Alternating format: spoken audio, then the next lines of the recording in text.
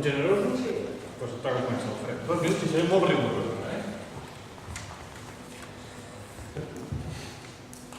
Mireu si desaprofitaré aquests 2 minuts que no us demanaré el vot.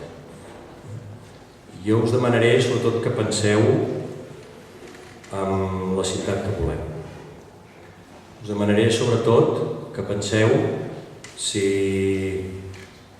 val la pena anar cap a una Barcelona millor, pencaire.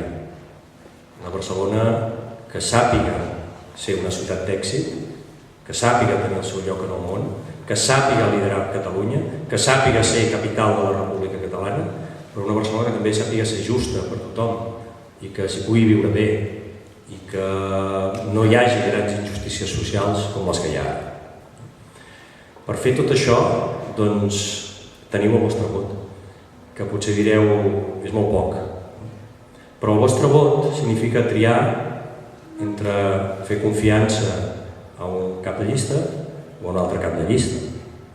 I segurament el vostre vot marcarà d'una manera bastant important el futur de la ciutat. És possible que marqui qui serà l'alcalde de Barcelona. Per tant, és un vot que potser és petit, però és important. I en aquest moment especial serà un vot especial.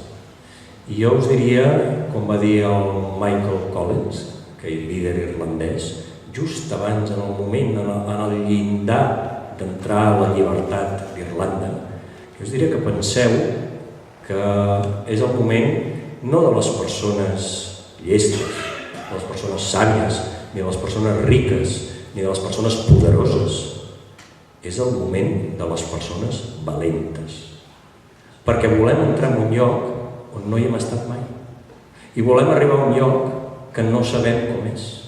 Per tant, diguéssim, la tria ha de ser una tria valenta. I hem d'anar a buscar algú que ens acompanyi a aquest lloc. Heu de triar la persona que més us pugui fer companyia, que més us pugui ajudar per arribar tots junts en aquest lloc. No hi anirem sols, hem d'anar tots junts. I per tant, aquesta tria és important. Jo us demanaria que votéssiu lliurement a consciència. El vot és vostre i ningú us el traurà. No és de ningú, és vostre. Però que parléssiu amb la gent que teniu al voltant, amics, família, veïns, que els demaneu què en pensen, que compartiu el vostre vot abans de decidir.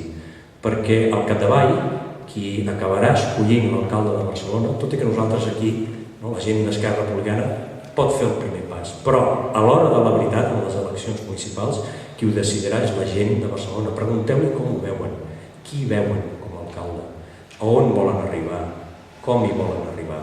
I jo crec que d'aquesta manera segur que acabarem guanyant la capital de la República Catalana. Gràcies.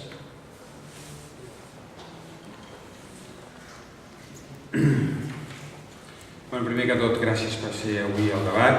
La veritat és que a mi m'agrada molt que fem aquests debats i podria fer més cada dia. A vegades acabo el debat i dic, va, comencem el següent, perquè em sembla que es tracta d'això, de viure el procés de primàries, contrastant propostes, contrastant maneres de fer, i haureu observat que els punts en comú afortunadament són molts i que el dia 12 estic segur que tots sumarem. Jo insisteixo, el dia 12 m'hi deixaré la pell per ser alcalde de la ciutat o perquè ho sigui l'Alfred, sense cap problema. De fet, crec que el moment és tan important que és bo que Esquerra segueixi el que ha vingut fent des del Congrés de Girona.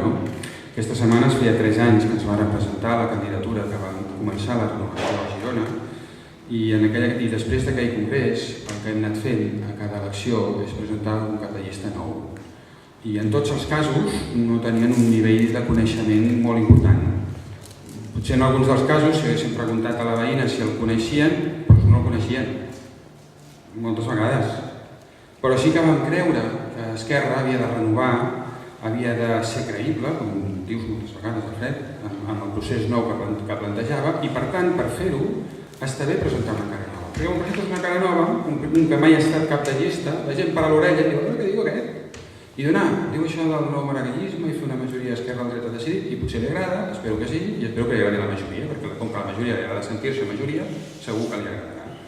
I per tant, allò que ja hem fet des de Girona cap aquí, que és a cada elecció presentar un cap de llista nou, a mi em sembla que és una bona opció, i una opció renovadora. sens dubte. A mi em coneixeu.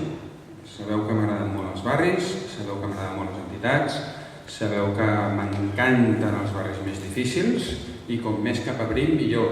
De fet, la meva primera contribució a la seguretat social va ser repartint pizzas a la Rambla Prim. Per tant, com més cap allà, no és que no m'agradin els altres, però m'agraden aquest tipus de reptes. I de fet el país està en aquesta situació d'un gran repte nacional, un gran repte que ha costat molt arribar-hi. És a dir, molta gent hi ha ficat el coll i ha treballat moltíssim per arribar a tocar de la llibertat. Però encara no som independents. No ens podem cansar enlloc. Hem de ser valents a tot arreu.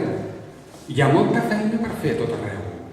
I jo modestament penso que si tenim 4 fronts electorals per treballar, es fa més feina amb 4 candidats, i parlo d'aquest any fins a les properes municipals, que no cobrint que un candidat cobreixi 2 espais. I això que m'agrada molt aquest candidat, perquè parlo bé sempre parlo bé. Per tant, a mi em sembla que el que hem de fer és guanyar-nos la confiança. El que hem de fer és guanyar-nos la confiança estant a prop. Hem d'explicar una idea de ciutat. Ja portem 3 alcaldes que no tenen idea.